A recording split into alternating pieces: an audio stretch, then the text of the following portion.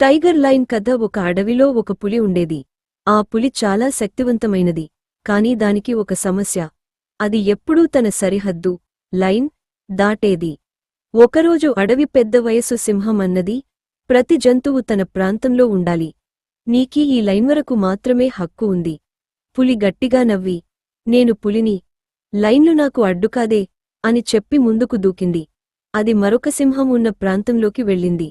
అక్కడ ఆ సింహం దాన్ని చూసి గర్జించింది. ఇది నా లైన్, నీకు గౌరవం లేకుండా ఇక్కడికి ఎందుకు వచ్చావు? ఇద్దరి మధ్య గొప్ప పోరు జరిగింది. చివరికి పులి తీవ్రంగా గాయపడి అడవికి తిరిగి వచ్చింది. సింహం చెప్పిన మాట గుర్తుచేసుకుంది. లైన్ దాటితే బలం కాదు, నష్టం వస్తుంది. ఆ రోజునుంచి పులి తన లైన్ దాటలేదు. తన ప్రాంతానికే కట్టుబడి జీవించింది. నీతి, మోరల్, సరిహద్దులు, లైన్స్ అనేవి కేవలం గీతలు కాదు. అవి మన భద్రతకు, గౌరవానికి గుర్తులు.